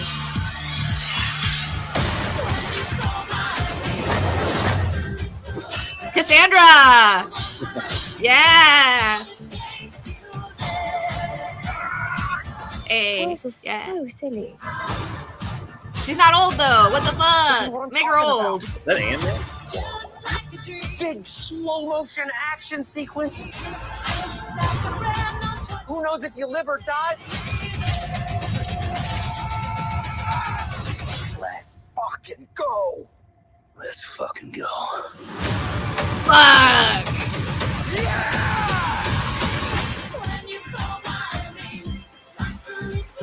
I know the song works really good. Cocaine. Hey, cocaine is the one thing that Feige said is off limits. What about Bolivian marching powder? They know all the slang terms. They have a list. Even snowboarding? Even disco dust. White girl interrupter? Even force bump. Do you want to build a snowman? Yes. I can't. All right. Yeah. Well, that's a great Okay. song. Okay, so your impression. You excited? You skeptical? You I want to be excited, and it makes me excited, but I'm also like, I don't trust these hoes, but I don't know. We'll see. Again, we'll see, motherfuckers. Like, we will see. But I love Cassandra fucking Nova. Yeah. She's pretty awesome. And I like that he's finally in the fucking suit. How many years have they been gaslighting me saying, oh, he looks stupid in his suit. It looks stupid. And then guess what? Oh, it looks fucking great. Go fuck yourselves. Where's the mask though? And why does he have, he needs the little pokies. I don't know why the little pokies aren't there. That kind of pisses me off a little bit, but whatever, I'm like really into costumes. But yeah, I don't know. I'm kind of excited, but it might be super lame. I don't know. I want it to be good so bad. Please. The impression I got, hold on. Yep. The impression I got is that Ryan Reynolds got a lot of freedom from Marvel. And yes. That's a bit of a salvation there. Did you like Deadpool 2 over 1, or what was your kind of feeling I asked about the evolution of the Deadpool movie. What did you feel from 1 to 2? It was all right. I haven't felt the need to rewatch it, and that's kind of like a hallmark for me, where it's like I don't even know why I don't feel the need to rewatch it. I was just kind of like, it's okay, yeah. The first one though, I was like, oh. I mean, here's my fear is that the MCU is going to do to the MCU what they did after Guardians of the Galaxy came out. Yeah, that fear is well founded. Yeah, because now are we going to get constant swearing and F-bombs now? Right. Well, I know totally, because I mean that is the thing. It's like, oh, we're bad now, and we talk about drugs, and like we're saying fuck. I'm just like, when people, I don't know, like that sort of stuff. I'm just like, okay, like I mean, and for mainstream audiences, it's smart because they're like, oh, it's so bad, and for me, I'm like, whatever, guys. Well, that's the thing about comedies that when movies just have flagrant uses of the F-bomb, right. It feels like that's where they're trying to derive the laugh. Right. They're trying too hard. It's too much. Like I have nothing funny to say, so I'll throw a fucking this in there. Like Monkey Man kind of had that, where it's like, we're Indian, but we're bad. We do coke, we've got prostitutes, and we say fuck. And it was just like, okay, we get it. Like, well, they do that in India. Okay. Okay, we have a guest coming up real soon. But before we're gonna finish off these our comments here, our chat from James Harrelson for $10. Thank you. I miss your CB Comic Book 19 vids, and Robot was a great character. Gods of Egypt review episode was hilarious. Thank you, Comic Book Girl. You're so welcome. Gods of Egypt was a mess, James. It really was. But thank you so much. I'm glad you enjoyed them. All right, John Golden for $1. Thank you. He'll buy that for $1. Red French Moon for $3 is what we didn't get to. I feel Deadpool 3 will be fun and good, but won't change the MCU's fate. I pretty much agree with that. Because it's more Reynolds' baby than Disney's, even with the TVA. Oh, I hate the TVA. Get your stinky TVA out of here, you fucks. Get your shitty Loki show crap out of here. What the fuck are these assholes doing here? I hate it. And the thing is, they've done different multiverses for every fucking thing anyways. So why try to connect it now to your shitty Loki show? I don't get it. Well, yeah, and I think here, I think Ryan Reynolds is self-aware enough to know how much we all hate the TVA, and It's so dumb. I have to believe it's played into in the movie. From Bill S. Preston, Esquire. Hail all! I'm giving Ryan Reynolds the benefit of the doubt that he will be able to sneak a good film past the Disney censors. Yeah, I think it'll be a success, and I think it will have no impact on the future of the MCU. Mhm. That was the comment that was made earlier. It's just, you know, I guess Disney just needs that hit, and here it is, one and done. From Phone Punk, why would I want to see Wolverine from 20 years ago, except old now? Yeah, because that was Old Man Logan. And then finally, from the Avengers Rising, Deadpool and Wolverine, as good as the movie will be this July, it will be the last of the great MCU movies people will flock to the theaters to see after 2024. After that, nothing until wokeism ends. Yeah, We'll see. I said that about Picard season 3. It's the last good Star Trek you're going to see for a long time. And this will probably be the last good Marvel you'll see for a very long time. All right. Well, we have a guest joining us, but before we do, let's pivot. Yeah, you got to keep up. You got to keep up. Yeah, got to keep up. Keep it up. Rock it hard. Make it work. And make it so.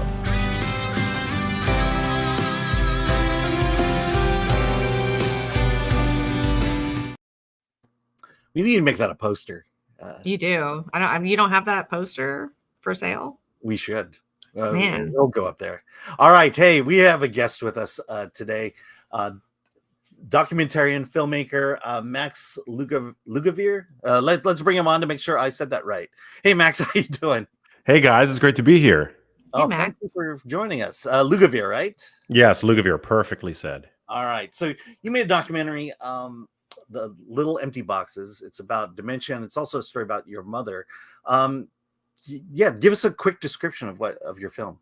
Yeah, sure. So I'm a first-time filmmaker.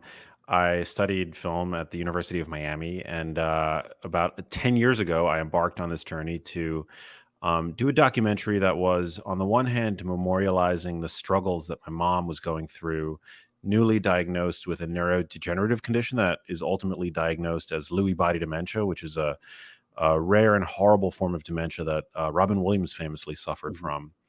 That's akin to having both Alzheimer's disease and Parkinson's disease at the same time. And it was incredibly traumatic and tragic for my family to have to come to terms with. And as a filmmaker and as a storyteller, it was my way of turning my pain and the pain that my family experienced into purpose. And I didn't know what I was signing up for, to be totally honest, but we're now on the cusp of premiering the film nationally. We just had our premiere in New York, and we're about to go global with a digital release in the summer. But the film, I think, in tandem with the really intimate and personal story that it portrays, it's also the first ever documentary to tackle the topic of dementia through the lens of prevention. And it paints with very broad strokes an overview of a picture in terms of what a preventative strategy might look like. Again, in very broad strokes. Yeah, I do want to talk about that. But we have your co-director, Chris Newhard, joining us. Welcome, Chris. Thanks for being here. Oh, and your mic you're muted for some reason. Yeah, Chris, say something. Yeah, I'm not hearing you. Neither am I, which is a shame because Chris is a brilliant. Oh. Can you hear me now? Yeah, there we go. All right. So okay, so let me ask you the big question. Little Empty Boxes. What does that title reference? Well, I'll let Chris take this, but I guess I'll start with it. It references something that my mother says about halfway through the film. That's a very heartbreaking way in which she verbally attempts to describe her inner world as she's spiraling downward as a sufferer with Lewy body dementia. Yeah, essentially, Max and I had been texting about what are we going to call this thing, and we were, kind of just spitballing different ideas, and I was watching a really intimate kind of like right before bed interview that Max had conducted with his mom, and yeah, she just sort of, Max said, how are you doing? How are you feeling? And she just made this remark that all the boxes are empty, and it was just so like meta almost.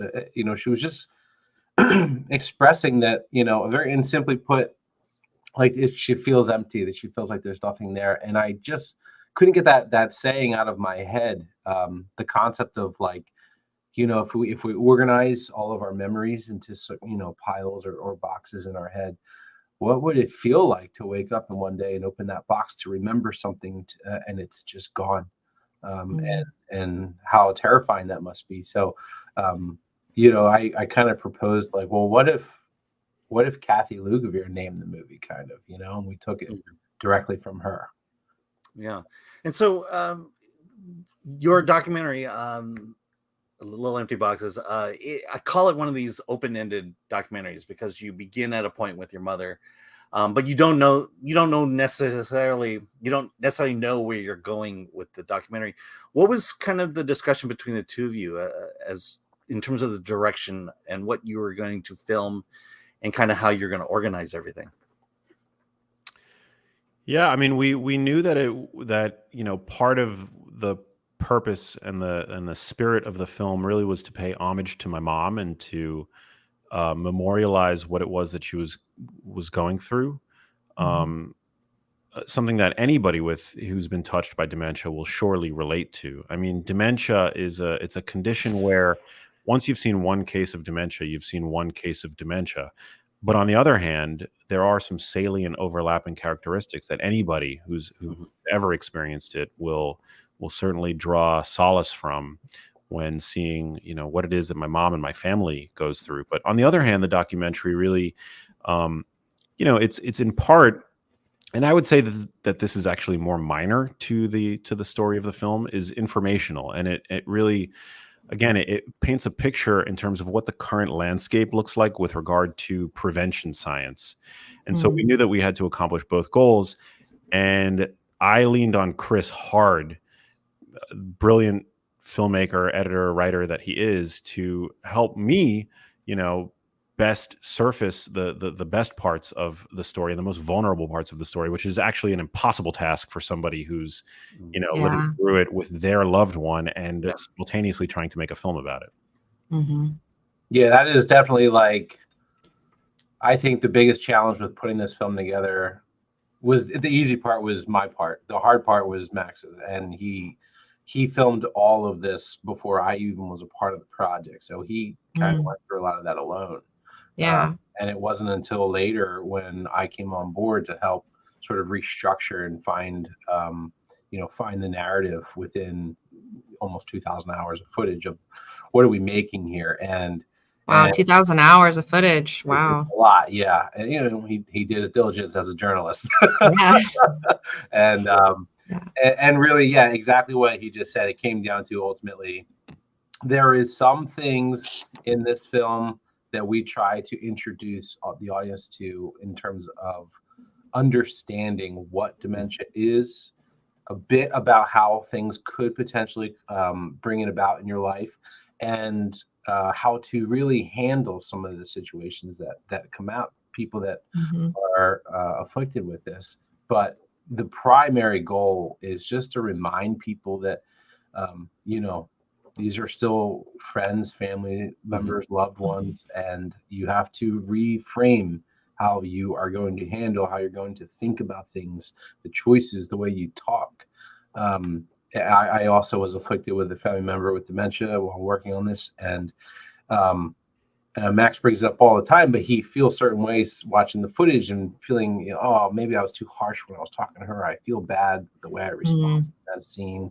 But, there is a truth to that, which is dementia is infuriating, especially for the people who don't have it, because they're slowly losing the person that they knew. And there's not too much that they can do about it. And there's not too many sources or resources to go to or talk to. So we wanted to be a bit of a flashlight in the dark for people going through this, and just sort of giving them a little bit of a beacon to head towards them. Hey, we're not the answer, we're not the solution, Mm-hmm. but we're going through it too, and we know what it's like, and Yeah. you know, it might give you a bit of a heads up to understand it more.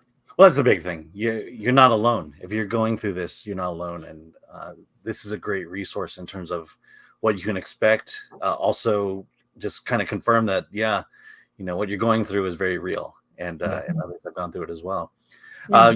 Max, you mentioned it as well, but midway through the documentary is where it really stood out to me. But you do go into kind of, I don't know if facts is the right word, but theories and hypotheses regarding where dementia, Alzheimer's comes from, the roots of it. And it was interesting to me because it was the topic of diet. It was to talk about the foods we eat. And you know, we've reviewed many documentaries here that are on the exact same subject of the fact that the low fat, low cholesterol diet has been the wrong way to go, and that this seems to have blossomed since the 60s when that seemed to have been the going advice of nutrition for all of America. Yeah. Now we definitely cover that in the film, and you know, the point is not to say that cholesterol is great and that saturated fat is great and these are nutrients that we should necessarily be chasing in our diets. That's not really the point of that's not the point that we're trying to make in the film. The point rather, and I hope we made this point clearly, is that, you know, when our governing bodies decided to demonize foods that contain saturated fat and cholesterol, natural animal source foods, for example, when you remove those foods from your plate, what do you replace them with? In a time where 73% of the modern food supply is what food scientists are now referring to as ultra processed foods, what you end up replacing those foods with, eggs, you know, grass-fed, grass-finished beef, dairy products, wild salmon, things like that.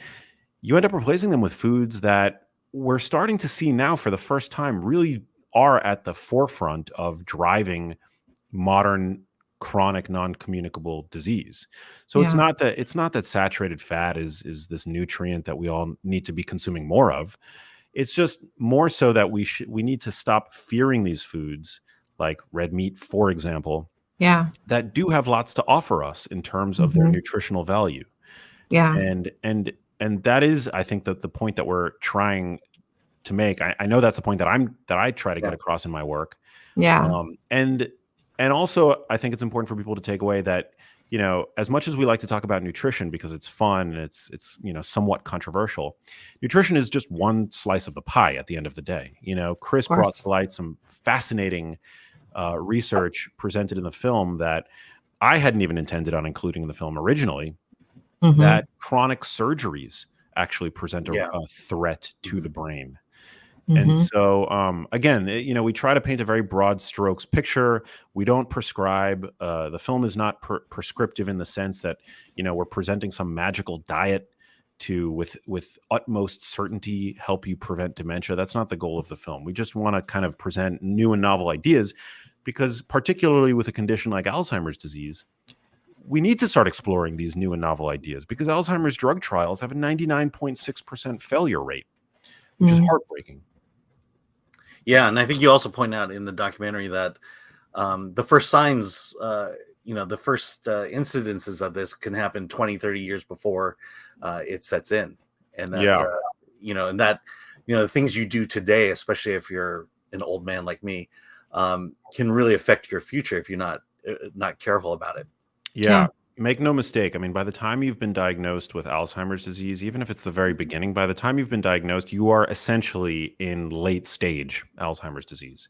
It's a condition that begins years, if not decades, before the onset of symptoms. And as scary as that might sound to some, that's actually a very empowering insight because it prevents a window of opportunity. It presents the opportunity to intervene. Absolutely. Let's see. We've got. If you have any questions for Max or Chris, go ahead and drop it. Yeah. Go ahead, Danika. I have a question. I was just wondering, over how many years did you shoot Max and Chris?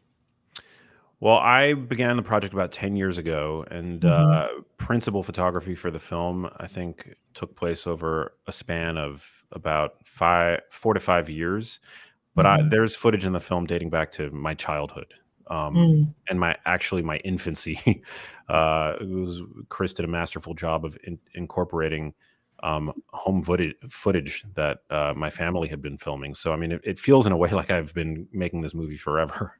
Yeah. Well, and where and when in this process where did you come in, and how did you guys meet and start working together? Yeah.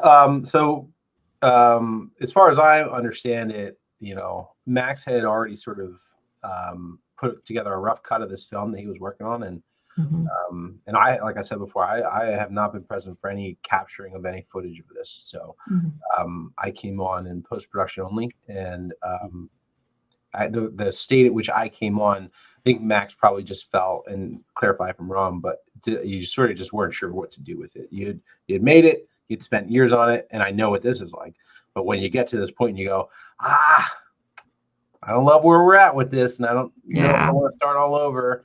And so I was brought on to kind of just look at it, see if there's a couple things I could fix or change based on Max's notes. And I watched it, and I texted him one night, and I said, don't be mad, but I think I'm going to delete your movie and start over.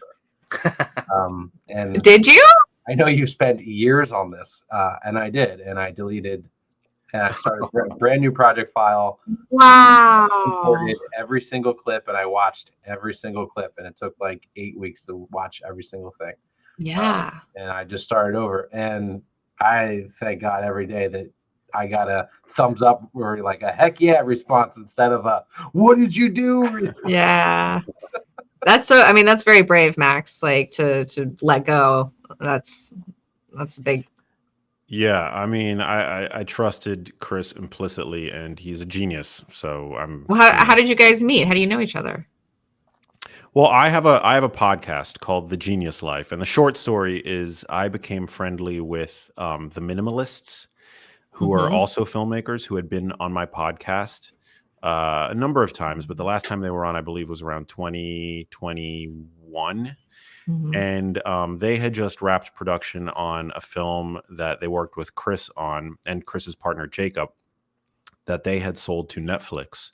And it was just a stroke of luck that as we were wrapping the podcast, in fact, actually after the podcast, they were, on their way out of my studio. And I was like, it's funny, I've actually been working on this project for a really long time. And it's kind of like a pain point because, I seem to be stuck in this, this quagmire with it where, we don't have any money and the project is so incredibly important to me, but I honestly don't know where to go next. Do you have any ideas, any insight, advice, what have you? And they were like, well, we just finished production on this project with Booklight, which is Chris and his partner Jacob. Would you like us to connect? Maybe they'll take a meeting with you and see what's what. Can't make any promises, but happy to make the connection. And I ended up meeting up with Jacob and then ultimately Chris, and they saw what it was that I was putting out into the world with my podcast, my books, my advocacy. And they were like, sure, we'll take a look. And that's when I FedExed Chris 3 hard drives worth of material encompassing 2,000 hours of footage. Wow. And poor Chris had to sift through it all. And but at the end of the day, he was like, you've got a really powerful movie here. It just hasn't been cut yet. And that's when Chris rolled up his sleeves and got to work. Yeah, it was borderline. I like to say, because we've talked about this before, but I like to say that Max edited the movie out of his movie. Yeah. All the stuff that I fell in love with, which was the small nuanced moments that to when you're looking for the great aha moments in a documentary, you're often going to miss it. It's the nuanced little teeny tiny things where almost nothing's happening that you glance over. And those are the ones that a normal editor, they cut time, they make it shorter, they clean up the scenes, and you lose the personality of the people in it. And Kathy, unfortunately, was cut. I mean, I think she was maybe like 9 minutes of the film, 10 minutes. It was not much of her in the movie. And I just was like, Yeah. I hate to say this, but I want to see her for every minute of the whole movie. You know, we need to put her in the whole thing. So, you know, it was definitely one of those things where Jacob had reached out and was like, "You got to watch this movie. I just met up with this guy Max, and I think you're gonna enjoy it, and maybe we can work on it or something." And I started scrolling, and I was like, I don't know, man.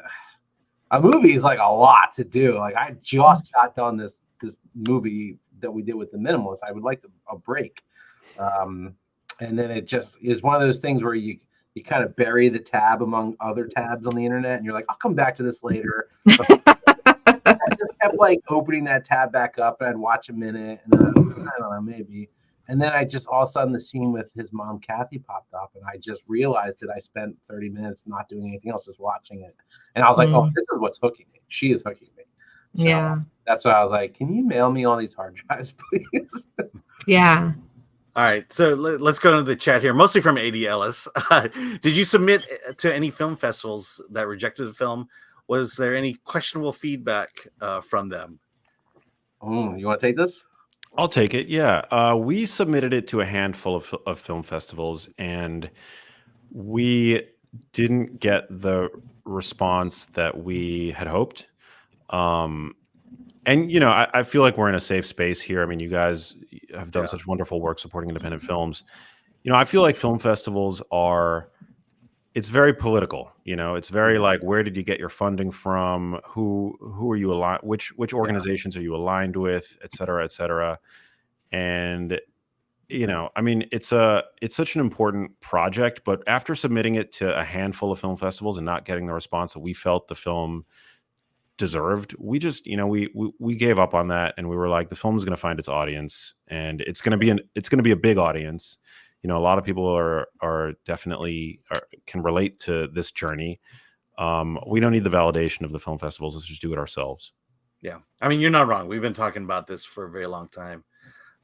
Festivals are not what they were, and yeah, there seems to be, you know, it's who you know that gets you into the festival. Precisely. All right. ADS also says, do you plan on writing a final book in your Genius series to complete the trilogy? That's a great question.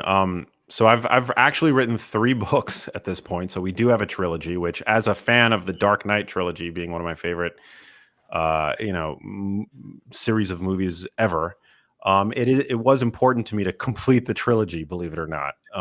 Even though the books are not movies, as a film nerd and as a filmmaker, I knew that there had to be 3. And so I feel like in many ways this film is sort of the backstory to those books, and I feel that series is complete, and I don't actually feel called to do another in the series. I feel ready to kind of, you know, move on to, I think, you know, I'm always going to be obsessed with health and wellness, and, you know, I might do another book in that space. But the Genius trilogy, which is really about how to protect your brain over time, I feel like I've said what I needed to say in those 3 books. It feels complete to me. What would you say are like the top 3 tips you would have to protect your brain? That's a great question. I mean, I would say number one, exercise. And I would say, you know, I mean, it sounds trite, but exercise really is medicine for the brain. And I would say, you know, any form of exercise is good, but if you're not resistance training, so, you know, lifting weights or even, you know, doing body weight exercises, you have to be resistance training today. It's crucially important. This is not just about jogging and cardiovascular exercise, although that's great and important. You got to resistance training. From a dietary standpoint, the 2 follow-ups, one would be, you know, reduce your consumption of ultra processed foods. You know, these are the foods that tend to be in the aisles of our supermarkets. They're the bagged, boxed, packaged products that have, you know, shelf lives that seem to last forever. Do your best to avoid those. And then finally, I would say prioritize a diet of whole foods that incorporates both animal source foods of animal origin, and plants. You know, prioritize protein, high quality sources of protein. I think that's really important. Totally. One thing I learned during the pandemic was make your own meals with real food. Yeah. it's cheaper and Mhm. it can be fun, and and it's void of all this processed food and preservatives that Yeah. box food has. Yeah, for Yeah. sure. If you have a local like farmers market, like hit that up, man. Buy farmer direct, buy local if you can, organic if you can, all that shit for sure. Yeah, nutrition science is incredibly weak, and I love nutrition science, but it's a soft science, and people love to get into arguments about this food is great for you, this food is bad for you. I think as what the science really does seem to support more than anything else is as long as your dietary pattern is comprised mainly of whole foods, unprocessed or minimally processed foods, as the bulk of your diet, you really can't go wrong. Yeah. All right, two more questions. ADS Ellis also asks, what are the biggest changes in the medical field over the past decade when treating people with dementia? And is there more investment in recurring research occurring? I would say the biggest changes is a pivot in terms of the focus, which was for decades primarily placed on what's called the amyloid hypothesis of Alzheimer's disease. This investigation into how to reduce the plaque burden in the brain. Alzheimer's disease coincides with an accumulation of a plaque in the brain called amyloid beta, and for many, many years that was considered to be the prime focus for treating and preventing the condition. I think the biggest change has been now we're starting to look elsewhere for the causal player in the condition. Is it diet? Is it related to air exposure to air pollution? Is it related to modifiable risk factors like obesity and type 2 diabetes? And so I think that's where the focus is now heading. All right, interesting. And then lastly, from Bat Dog, when and on what streaming channels will Little Empty Boxes appear? I'll let Chris take that. Yeah, so we are going to be planning a direct-to-consumer release once we finish up our theatrical. It'll probably be in the middle of the summer, and you can find the film eventually on littleemptyboxes.com.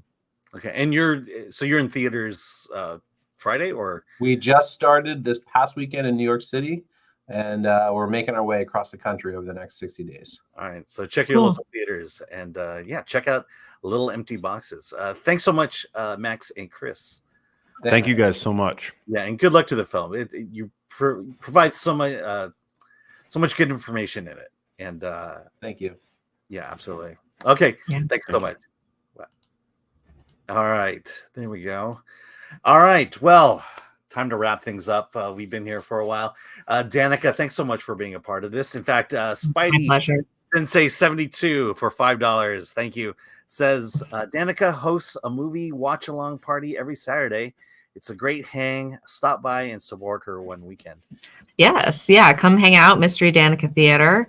Usually it's at 3:30 p.m. Pacific time on twitch.tv/DanikaXIX, where we're watching a whole bunch of different movies, and it's super fun. And then we do a little discussion afterwards. So come hang out. And what's the next one?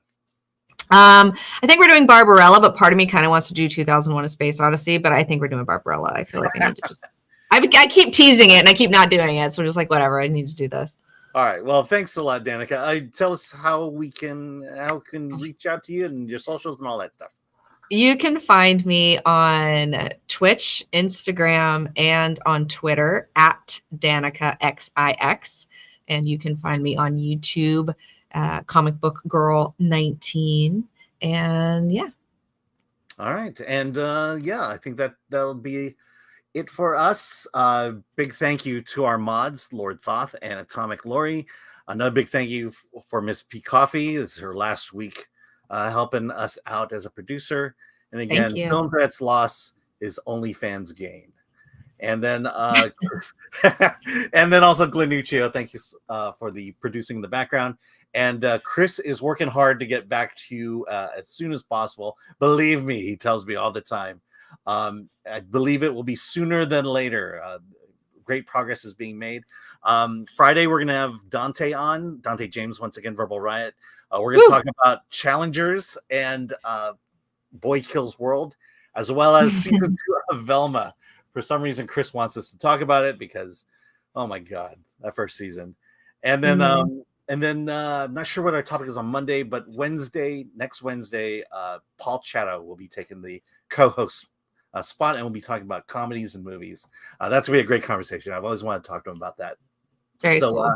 So visit us at Film Thread on everything. I'm at MyPalAl on Twitter, and go to filmthread.com for the latest news and reviews in independent film.